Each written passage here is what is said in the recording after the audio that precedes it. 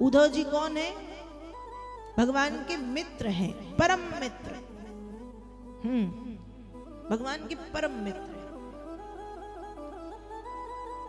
बड़े ज्ञानी हैं, देवगुरु बृहस्पति के शिष्य हैं।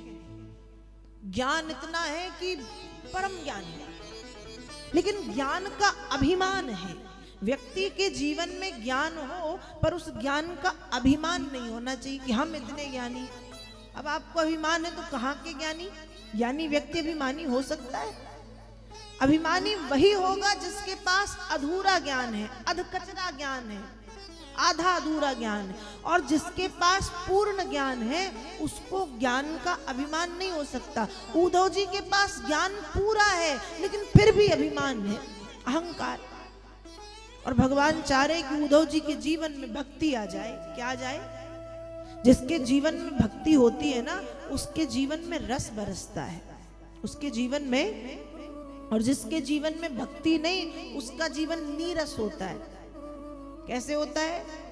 नीरस। उसके जीवन में कोई रस नहीं है, वो ऐसे ही है। संसार से उसको रस मिलेगा, मनोरंजन से थोड़ा बहुत, लेकिन वो रस ज्यादा समय तक नहीं चलता। लेकिन जो भक्ति मार्ग पर आ जाता है, जो भक्ति पथ का पथिक बन जाता है, उसके जीवन में रस की वर्षा होती है और वो रस कभी समाप्त नहीं होता। और भगवान चाह रहे हैं कि उद्धव जी के जीवन में भक्ति आए, उद्धव जी के जीवन में भक्ति आए।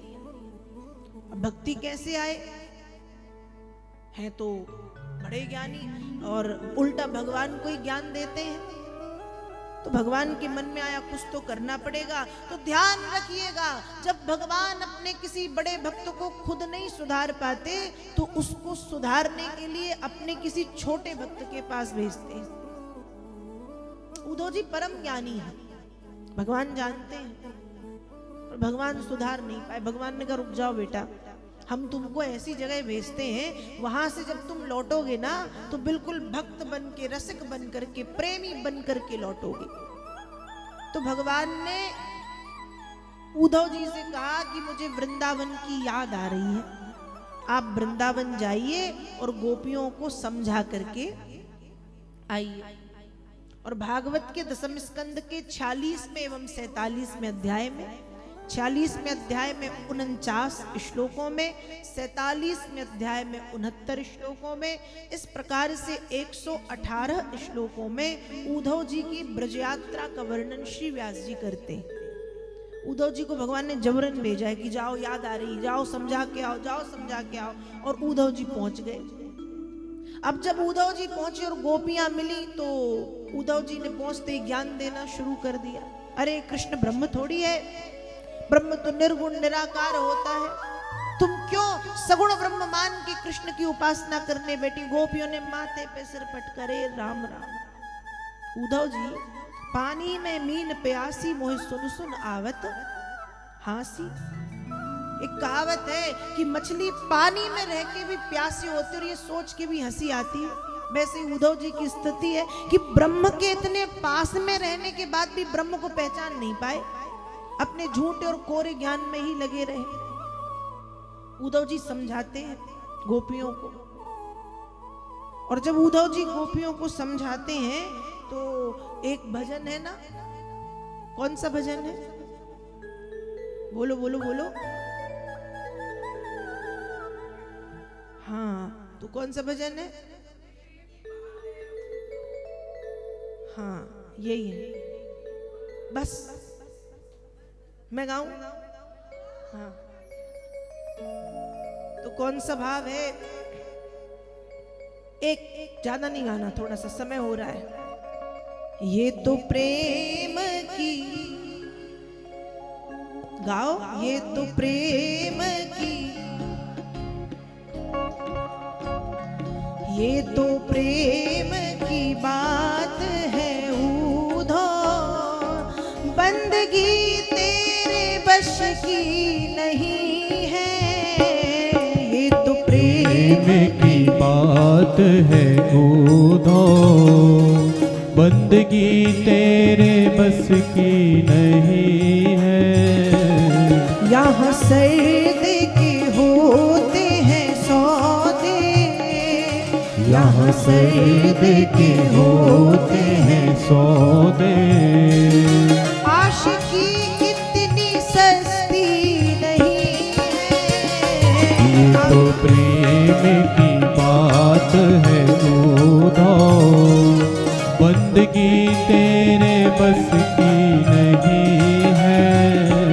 ये तो प्रेम की बात है उधो, ये तो प्रेम की बात है उधो, ये तो प्रेम की बात है उधो, ये तो प्रेम की बात है उधो।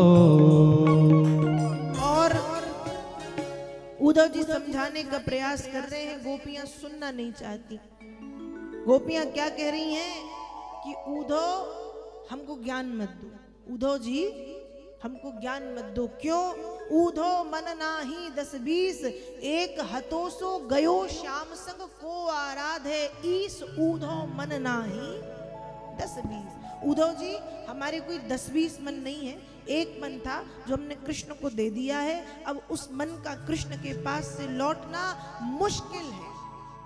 अब कृष्ण भगवान है या नहीं हम नहीं जानती, लेकिन हमारे लिए तो अब सब कुछ कृष्ण ही है। हमारे लिए निर्गुण भी कृष्ण, सगुण भी कृष्ण, ब्रह्म भी कृष्ण, सामान्य भी कृष्ण, प्रेमी भी कृष्ण, स्वामी भी कृष्ण, पति भी कृष्ण, सब हमारे लिए कृष्ण ही है। हमको ये ज्ञान, आप जो ज्ञान दे रहे हो ना, हमको समझ में आ रहा है ना, हमको अच्छा लग रहा है, हमारे यहां से जा रहा है, इसलिए मत दीजिए।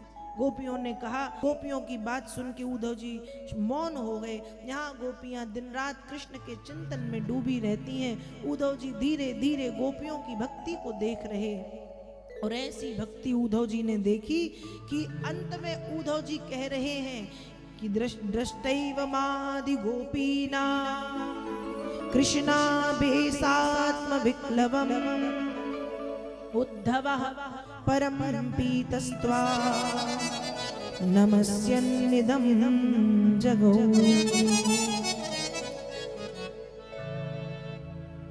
वन्दे नंद व्रजस्त्रीणां पादरेणुमभीक्ष्णसः, तासां हरिकथोद्गीतं पुनाति भुवनत्रयम्। उद्धव जी क्या कह रहे हैं कि यदि इस संसार में मेरा फिर से जन्म हो तो मुझे ब्रह्मा, मुझे विष्णु, मुझे शिव का पद नहीं चाहिए। तो क्या बनना? कहा मुझे नंद बाबा के गांव की गोपी बनना है। क्यों गोपी क्यों बनना है? ब्रह्मा शिव विष्णु का पद नहीं ना, गोपी बनना है। गोपी क्यों? उद्धव जी कह रहे बड़े बड़े ज्ञानी ध्यानी, बड़े बड़े ऋषि मुनि, बड़े बड़े महायोगी जिंदगी भर माला लेके बैठे रहते हैं, लेकिन अंत समय राम शब्द का रा, कृष्ण शब्द का क्री कह नहीं पाते, दुनिया को छोड़ के चले जाते। पर उद्धव जी भाग्यवान हैं जिन्होंने अपने जीवन में भगवान को पा लिया। तो यदि इस संसार में मेरा फिर से जन्म हो प्रभु, तो मुझे नंद बाबा के गांव की अर्थात वृंदावन धाम की गोपी बना देना। उद्धव जी क्या मांग रहे भगवान से? ये ज्ञानी ध्यानी मत बनाना तो गोपी बनाना, बस मैं गोपी बनना चाहता हूं। और आपको पता है उद्धव जी को भगवान ने 2 दिन के लिए भेजा था। कितने दिन के लिए भेजा था? आज जाओ और कल वापस। उद्धव जी 19 महीने वृंदावन वास करते हैं। कितने महीने? 19, मतलब 1.5 वर्ष लगभग वृंदावन रहते हैं। और रहने के बाद अचानक जब याद आया और वापस मथुरा पहुंचे, मथुरा में भगवान बैठे थे। भगवान ने कहा अरे भैया उद्धव तुम तो बड़े जल्दी आ गए। तो उद्धव जी भी कह रहे अरे कन्हैया आपने ही तो कहा था कि आज जाओ कल आ जाना, तो कल गया था और आज आ गया। 19 महीने वृंदावन वास करने के बाद उद्धव कह रहे हैं कि कल गया था और आज। ये धाम की महिमा है। यहां समय पता नहीं चलता, यहां समय पता